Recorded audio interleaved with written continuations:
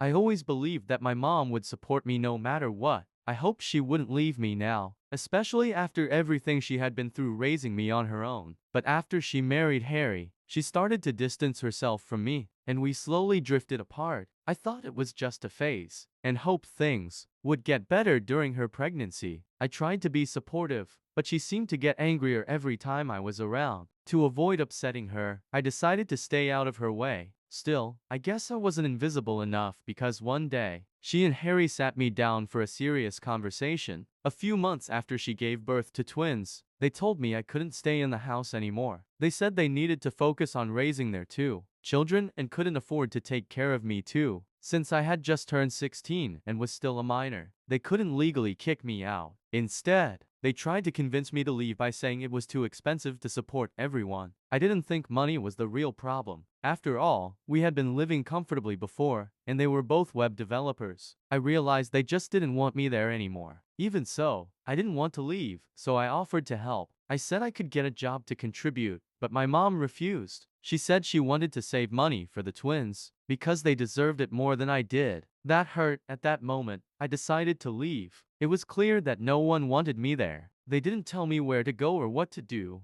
but they knew I would leave on my own. Technically, they didn't throw me out, but it felt the same to me. I went to my grandparents' house that day. They were upset about how my mom treated me, but they didn't cut ties with her because they wanted to be part of the twins' lives. At 16, I got a part-time job because I couldn't rely on my grandparents financially. They were too old to support me fully. Sometimes, my mom and Harry would visit my grandparents with the twins. I would see them, but they barely talked to me. When they did, they acted formal, like they didn't care about me. They seemed happy without me, and that hurt too. I stayed with my grandparents until it was time to go to college. My mom didn't help me move or get settled. I had to ask my friends for help because my grandparents were too old. My mom and Harry refused to assist because they wanted to save money for the twins' future. I had to take out a student loan, and one of my uncles co-signed it for me. Thankfully, he trusted me to make the payments. During college, I worked hard to stay on top of my loans and support myself. After that, my mom and I barely spoke.